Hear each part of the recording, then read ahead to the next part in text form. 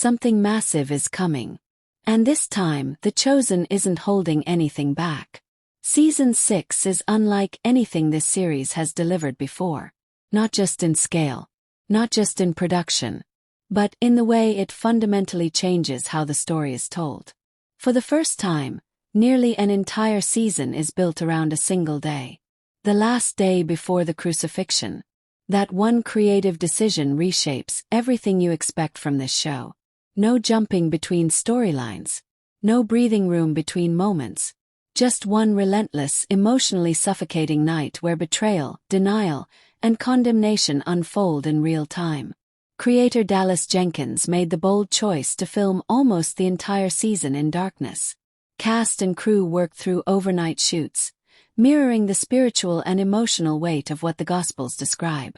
The atmosphere that came out of those shoots is haunting, heavy, and completely intentional. This season isn't trying to comfort you. It's trying to make you feel the gravity of what is happening. Episode 1 drops you right into the fire. The season opens in the immediate aftermath of the arrest at Gethsemane. No warm-up, no gradual build. You are thrown directly into the trials that set everything in motion.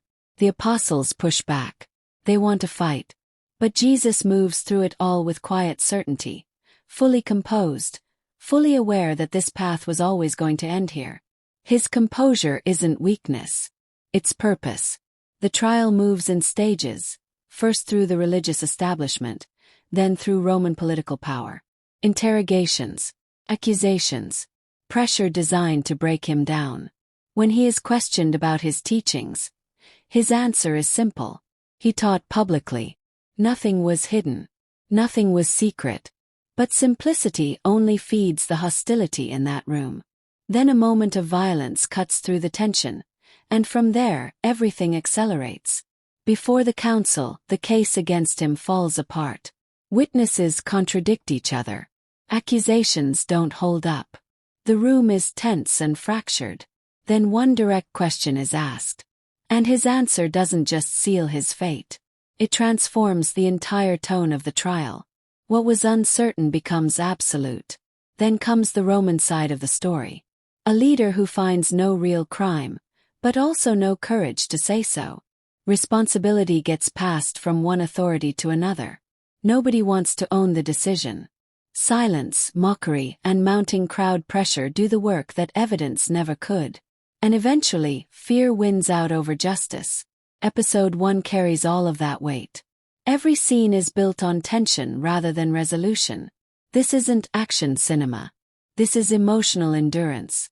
You watch something unavoidable moving closer with every exchange, every silence, every flinch. And the production behind it all matches that ambition completely. Season 6 filmed for 86 days. The longest production run in the show's history.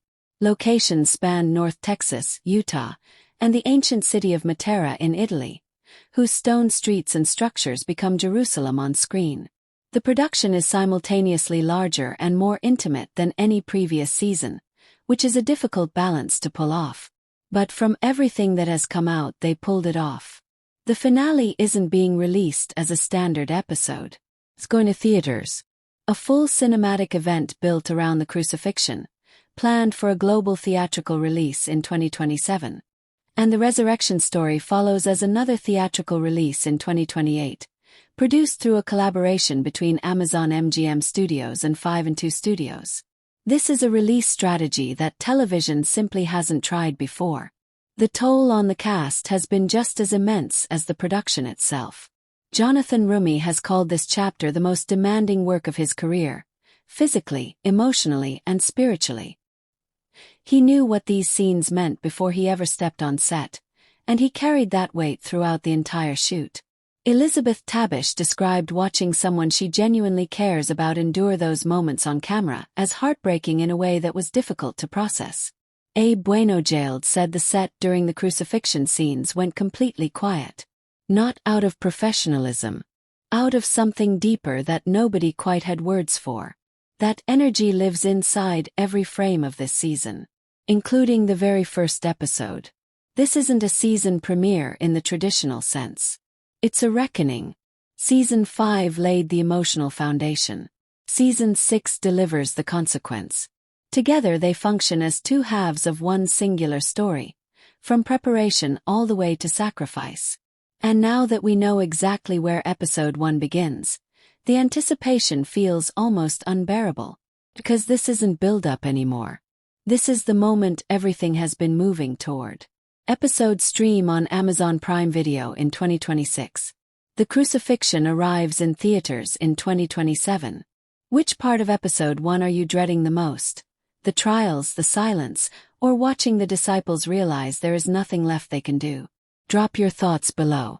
And stay locked in for weekly breakdowns, updates, and deep dives as season 6 gets closer.